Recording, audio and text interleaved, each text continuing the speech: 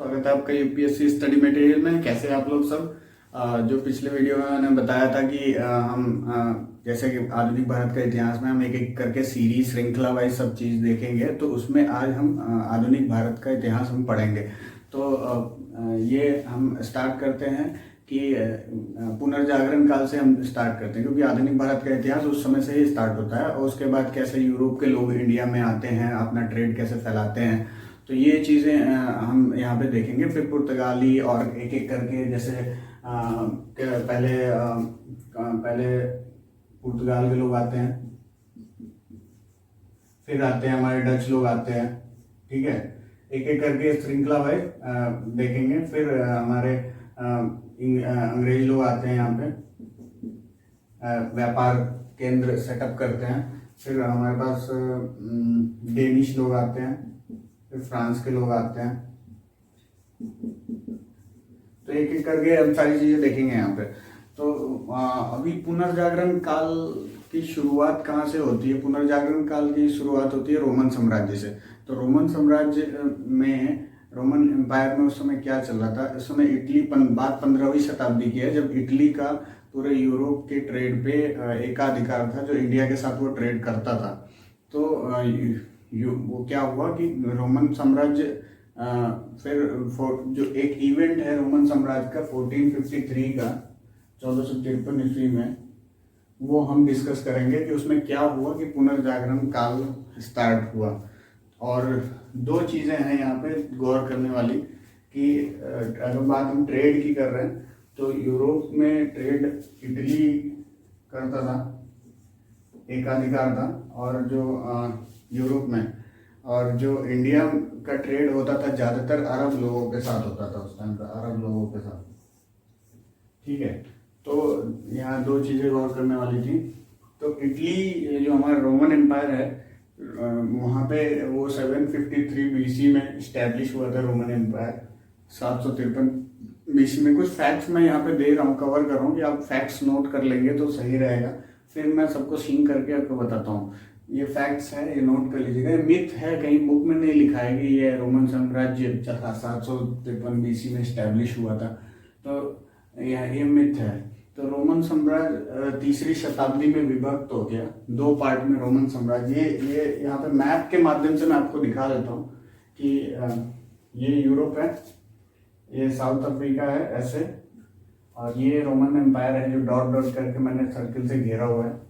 Iraq, Iran, Turkey, Afghanistan, Pakistan, India, China, Bangladesh, Myanmar, Thailand और Sumatra, जावा। ये सारा एक मैप के माध्यम से आपको समझाने के लिए बताया है।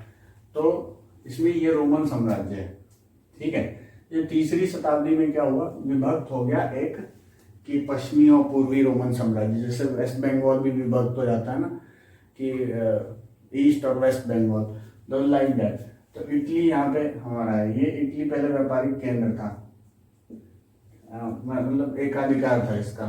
तो जब हो जाता है, फिर जर्मन आक्रमणकारियों द्वारा पश्चिमी रोमन साम्राज्य को नष्ट कर दिया जाता है, ये 777 एडी में, ठीक है। उसके बाद लगभग 1000 साल बाद एक 1453 में एक ऐसी घटना घटती है जिसमें ऑटोमन तुर्कों के हाथ में चली जाती है इसकी सत्ता, पूर्वी रोमन साम्राज्य की। ऑटोमन तुर्क क्या थे? ऑटोमन तुर्क ये थे टर्की के वो तुर्क लोग थे, राजा थे, जो ये रोमन साम्राज्य पे कब्जा कर लेते हैं, ठीक है। रोमन साम्राज्य में कौन कौन से ऑलमोस्ट देश आते थे? रोमानिया थे पूर्वी में, सर्बिया था, ग्रीस तो मकदूनिया था, वो अलेक्जेंडर वगैरह ग्रीस के शासक थे। ये रोमन एम्पायर में नहीं है, बट उसके पास है, इसलिए मैंने लिखा हुआ है।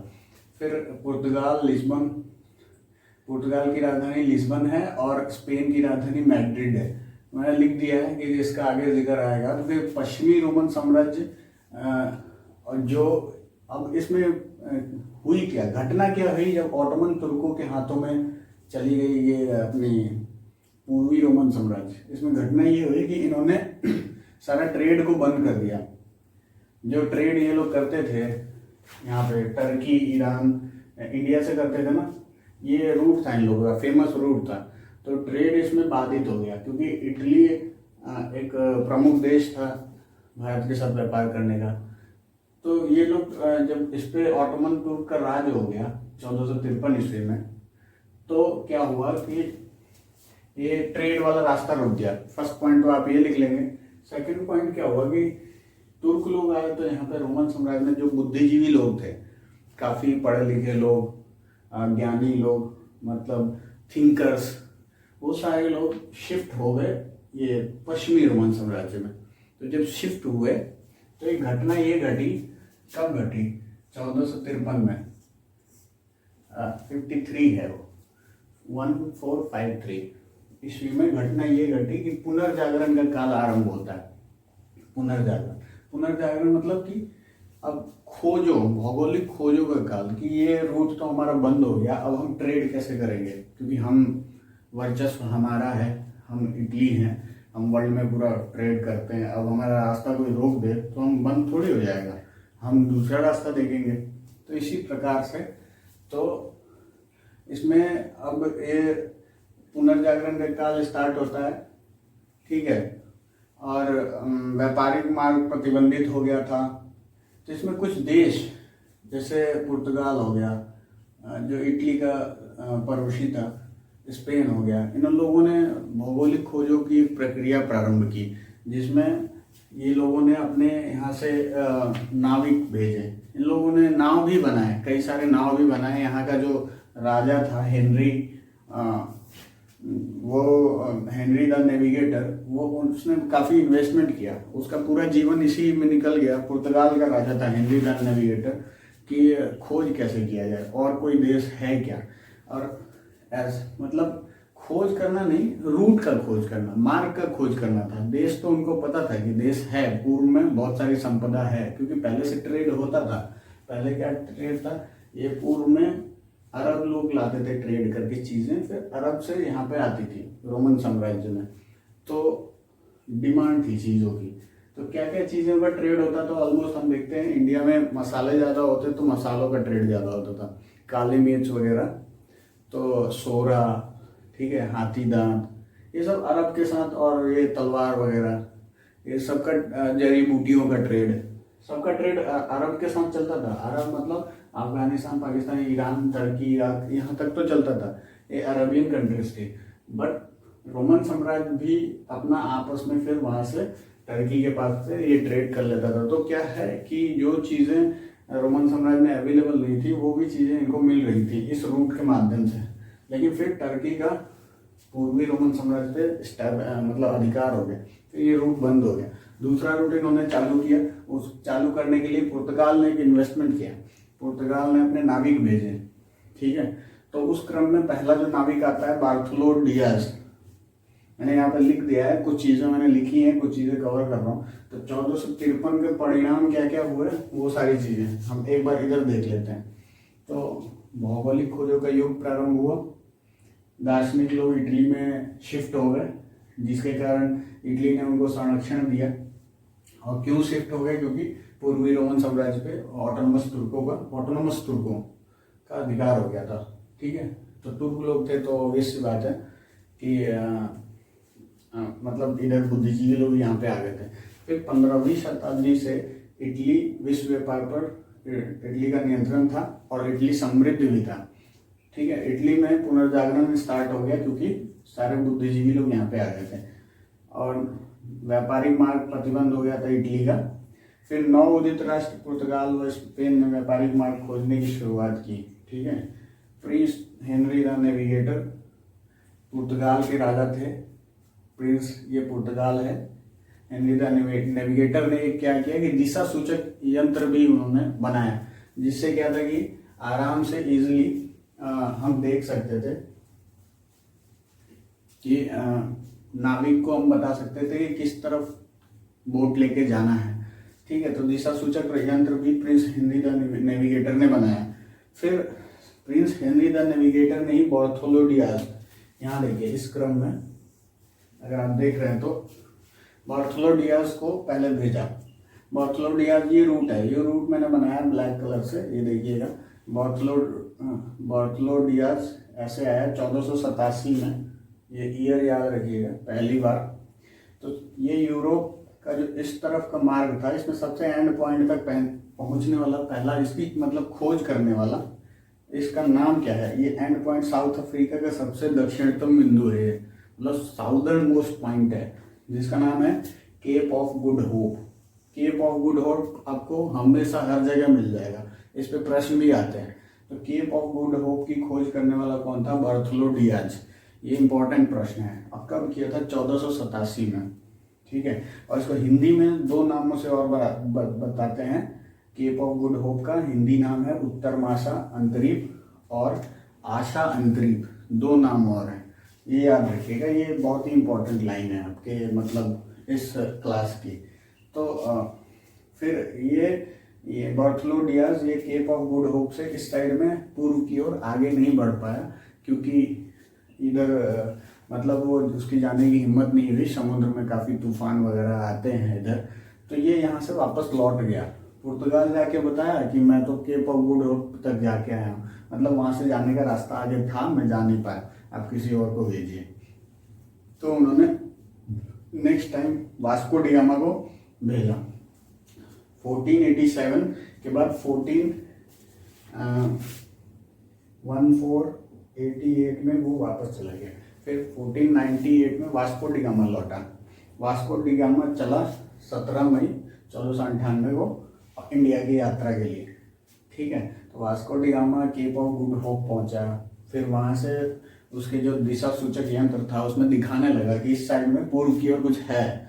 फिर वहाँ से वो केनिया पहुंचा, मुम्बासा आया। फिर वहाँ से और आगे दिखाने लगा कि यहाँ से कालीकट हम जा सकते हैं, क्योंकि केरला जो इंडिया का साउदर्न मोस्ट पॉइंट है, दक्षिणतम बिंदु है, तो वो मुम्बासा से फिर केरला के कालीकट पहुंचा। वहाँ पे आया, हॉल्ट किया, तब उसको पता चला यहाँ मतलब पहुँचने के बाद इंडिया में हॉल्ट किया। फिर वहाँ के राजा जमोरिन ने उसका वेलकम किया। लेकिन जमोरिन के वेलकम करने से पहले ऑब्वियस सी बात है कि गांव में बात फैली होगी कि कोई आया है समुद्र तट पे। तो उसके बाद जमोरिन तक मैसेंजर से मैसेज गया होगा, फिर राजा आए होंगे। ऐसा तो नहीं होगा कि माला लेके कोई खड़ा रहेगा कि वास्को डिगामा आ रहे हैं, पहले से कैसे पता चल जाएगा? ऐसा कुछ नहीं था। लोग बोलते हैं कि जमोरिन ने उसका स्वागत किया, रट्टा रटाए लाइन नहीं बोलना है। वहाँ गया, फिर जमोरिन आया और उसका स्वागत किया। तो इस कंडीशन में ये लाइन आप नोट कर लीजिएगा जो मैं बता रहा हूँ। दूसरा क्या है, एक नाम आता है अब्दुल मुनीद। अब्दुल मुनीद हमारा ये वास्को डिगामा का पथ प्रदर्शक था। पथ प्रदर्शक मतलब उसके साथ आया था, रास्ता बताता था उसको, ठीक है। तो ये सारी चीज़ें हैं अब्दुल मुनीद। तो इसमें यहाँ तक ठीक है। फिर क्या हुआ कि जब इंडिया वास्को डिगामा पहुंच गए तो इस प्रकार से पुर्तगालियों का आगमन हो गया भारत में, ठीक है। हमने इसमें क्या क्या देखा? पुनर्जागरण काल देखा, कैसे पुनर्जागरण काल होता है, रोमन एम्पायर होता है। रोमन एम्पायर का सीरीज लंबा है, अगर इसमें कुछ डाउट होता है तो आप लोग कमेंट बॉक्स में पूछिए, मैं इसको क्लियर करूँगा। मैंने इस पर काफ़ी PhD किया है। तो पुनर्जागरण काल देख लिया। हमारा आधुनिक भारत का इतिहास इसी से स्टार्ट होता है, पुनर्जागरण काल से। उसके बाद पुर्तगालियों का आगमन हो गया। अब आगे हम पुर्तगाल लोगों ने क्या एडमिनिस्ट्रेटिव पॉलिसी बनाई इंडिया में, मतलब कैसे अपना पहले तो ट्रेड स्टार्ट किया। वास्को डिगामा एक बार आया, उसको फिर लत लग गई, फिर वो बार बार आके जाने लगा। फिर जब सेकंड टाइम आया 1200 लोग उसके साथ आए थे। आप सोच सकते हैं, एक सेना का कमांडर और वास्को डिगामा और 1200 एक्स्ट्रा लोग अपने साथ इतनी सारी नावें लेके कालीकट केरला फिर आए थे सेकेंड टाइम में। जब सेकेंड टाइम वास्को डिगामा आया तो उस कंडीशन में कोई भी राजा डर जाएगा। जमोरिन ने सेकेंड टाइम में उसका वेलकम नहीं किया, बल्कि उसको इंटरोगेट किया कि तुम इतने सारी सेना लेके क्यों आए हो, ठीक है। क्योंकि कोई भी राजा को डर लग जाएगा। पहले तो उन्होंने स्वागत किया, लेकिन बाद में उसकी लालच बढ़ गई, वो आता गया। तो इस प्रकार से फाइनली जमोरिन फिर उसको इंटरोगेट किया और अपने कालीकट में रहने नहीं दिया। फिर जमोरिन का एक दुश्मन था कोच्चि में राजा, वो कोच्चि में फिर इन लोगों ने अपना स्टैब्लिश किया कैंप कोच्चि में जाके शरण दी। तो उस टाइम पे ये तो आगे चला गया था, मैं थोड़ा सा पीछे आता हूँ। जब पहली बार वो आया था 1498 में वास्को डिगामा, तब क्या हुआ कि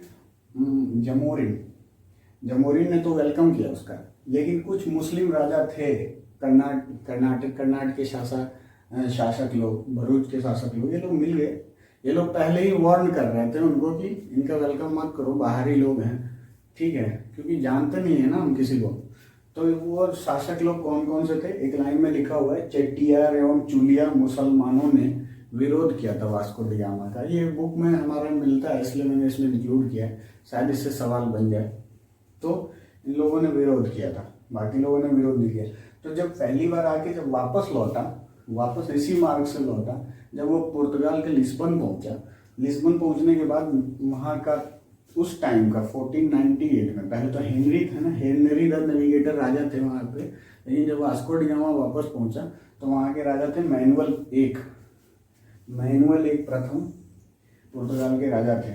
उसमें उन्होंने क्या किया कि वास्को डी गामा को वाणिज्य के प्रधान, ये एक शब्द है, वाणिज्य के प्रधान की उपाधि दी, ठीक है, वाणिज्य के प्रधान की उपाधि दी। तो वाणिज्य का प्रधान की उपाधि देने के बाद फिर वो सेकेंड टाइम वाला प्रोसेस जो मैं बता चुका हूँ, ये मैनुअल प्रथम ने ही इन्वेस्टमेंट किया उसमें कि नहीं, फिर से जाके ट्रेड करो और वहाँ पे स्टैब्लिश करो। थर्ड टाइम जब आया तो एक गवर्नर आया, फिर ये लगभग 1502 या 1503 की बात है, जब एक गवर्नर आया, कोची में अपना फोर्ट स्टैब्लिश किया। और जो पहला गवर्नर इन्होंने मैनुअल प्रथम ने भेजा था, ठीक है, वास्को डी गामा ने खोज कर लिया, उसके बाद की बात बता रहा हूँ। तो जो पहला गवर्नर अल्मीड़ा करके था, अल्मीड़ा, उसके बाद ये अल्मीड़ा जी ने उतना कुछ खास नहीं किया। एक अल बुकर्क करके नाम आता है, अल बुकर्क, ये अल्मीड़ा गवर्नर के साथ एक स्क्वाड्रन कमांडर अल बुकर्क आए थे।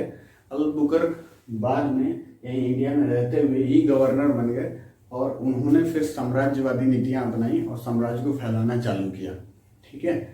तो ये चीज़ें, ये सारी चीज़ें कैसे इनकी नीतियां थी, कैसे इन्होंने गोवा पे 1510 में गोवा पे कैसे कब्जा किया, वो सारी चीज़ें हम देखेंगे अगले क्रम में।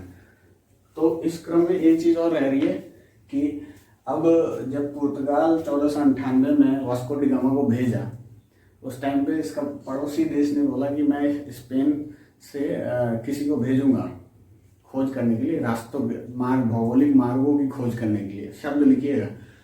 तो इन्होंने कोलंबस को भेजा था कि कोलंबस जाएं और भारत की खोज करके आएं। लेकिन कोलंबस यहाँ से आते टाइम रास्ता कहीं और भटक गए, ये और पश्चिम की ओर चले गए और इन्होंने अमेरिका की खोज कर दी, ठीक है, कोलंबस ने।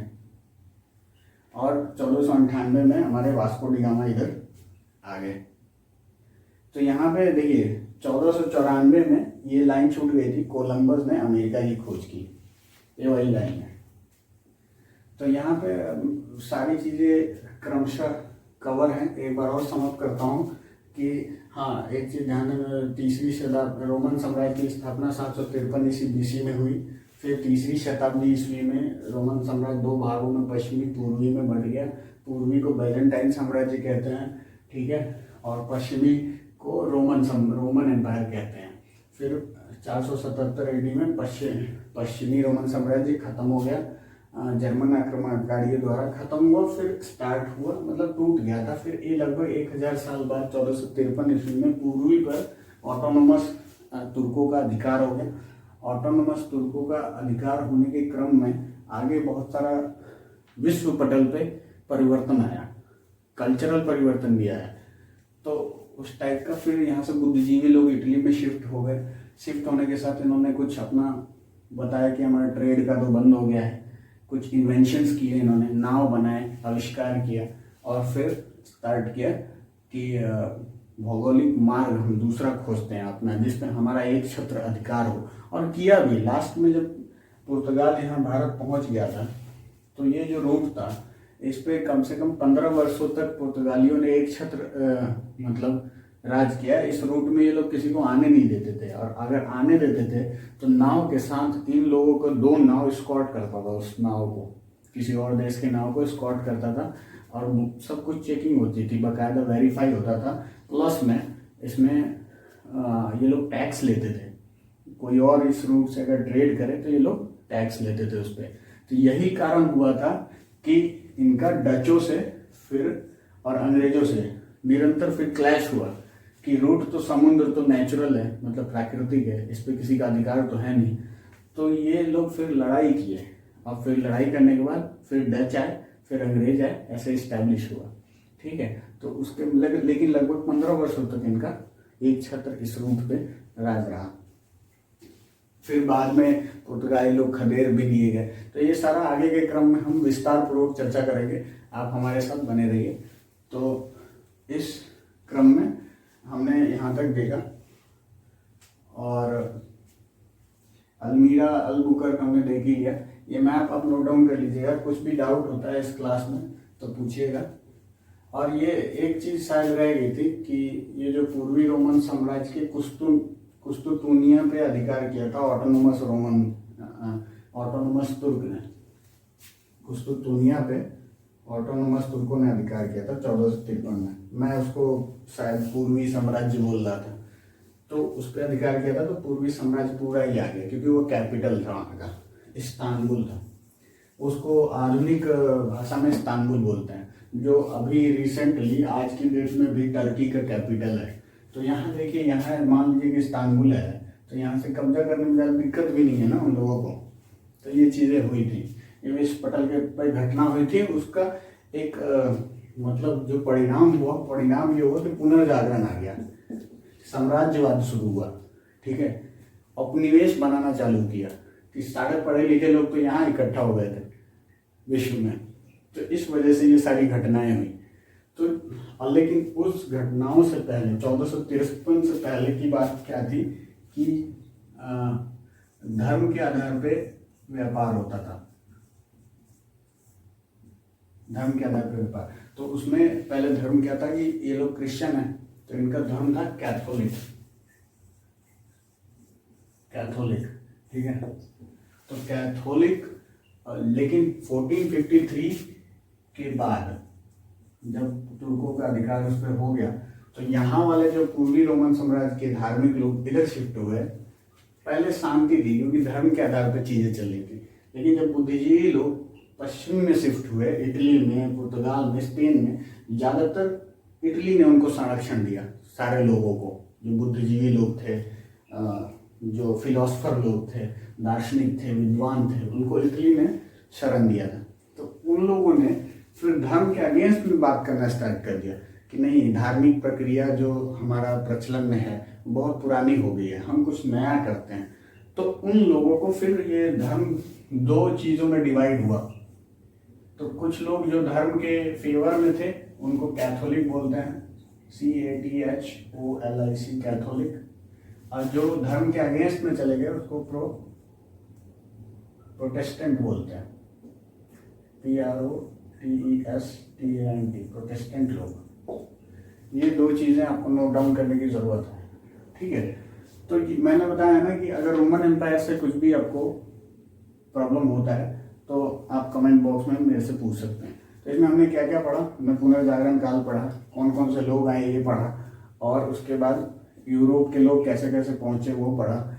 उसके बाद हम इसमें पढ़े कि रिलीजन क्या था रोमन एम्पायर का, रोमन एम्पायर पढ़ा। तो ये सारी चीज़ें यहाँ से समअप कर दिया मैंने। और इसमें कुछ भी डाउट होता है कमेंट बॉक्स में आप पूछिए। हमारा अगला फिर इसके बाद दूसरा क्रम आने वाला है, जिसमें हम देखेंगे पुर्तगाली लोग कैसे अपना साम्राज्य विस्तार किए। तब तक के लिए नमस्कार। ये जो रूट हम लोग डिफाइन कर रहे थे ना कि भारत का यूरोप के साथ जब 1453 जो ये साल था, जो घटना हुई, ऑटोनोमन तुर्कों का हाथ में चली गई जब अपना पूर्वी रोमन साम्राज्य 1453 में, उसका परिणाम में हम लोग ये देख रहे थे कि जब ये डिवाइड हो गया था, इस पर तुर्कों का अधिकार हो गया, ऑटोमन तुर्कों का, तब उससे पहले की बात एक मिस हो गई कि मैंने बताया था कि शॉर्टकट में ये ट्रेड होता था इंडिया के साथ। तो ये जब इस पे तुर्कों का अधिकार हो गया ये मार्ग पे, तो इन लोगों ने दूसरा मार्ग ढूंढने का जो प्रक्रिया हम लोग देख चुके हैं। लेकिन उससे पहले जो चीज थी कि ये लोग व्यापार करते कैसे थे इंडिया के साथ शॉर्टकट में, वो चीज यहाँ पे कवर करता हूँ जल्दी से। देखिए ये क्या था, यहाँ इंडिया से ये लोग जब इधर से आते थे तो हम वाइस वर्सा चलते हैं। इंडिया से ये ओमान की खाड़ी होते हुए पाकिस्तान और ईरान के बीच में ये ओमान की खाड़ी यहाँ पे पड़ती है। ये होते हुए फिर फारस की खाड़ी ईरान में यहाँ पे पड़ती है। ये ऐसे रास्ता होते हुए ऐसे यहाँ ये पहुँचते थे इराक के स्थल बंदरगाह पे। ठीक है, फिर यहाँ से ये कुछ अपना ट्रांसपोर्टेशन का अरेंजमेंट उस टाइम पे जो होता था, तांगा या जो भी, उससे ये फिर टर्की पहुँचते थे, टर्की के पोर्ट पे। ठीक है, टर्की के पोर्ट से फिर स्थल मार्ग से ये फिर बंदरगाह पे जाते थे। फिर बंदरगाह से ये भूमध्य सागर से, यहाँ पे देखिए ये है भूमध्य सागर से होते हुए फिर ये इटली के पोर्ट पे पहुंचते थे। भूमध्य सागर भी बीच में आता था। तो ये रूट था, जो रूट मिस हो गया था, इसमें आप देख लीजिए, ये मैंने बता दिया है और बाकी सारी चीज़ें इसमें कवर हो गई हैं। ये रूट है कुछ, इस रूट को ये रूट जब बंद हो गया तब वास्को डी गामा ने ये वाला रूट, ये केप ऑफ गुड होप के थ्रू इंडिया पहुंचा था। फिर इस रूट के थ्रू मार्ग चालू हुआ था। तो ये सारी चीज़ें मैंने इसमें कवर की हैं, बहुत सारी चीज़ें कवर की हैं, कुछ चीज़ें इसमें रह गई होंगी, वो कमेंट बॉक्स में करिए कमेंट, और मैं उसको अगले श्रृंखला के वीडियो में इंक्लूड करता हूँ। Thank you very much. जय हिंद।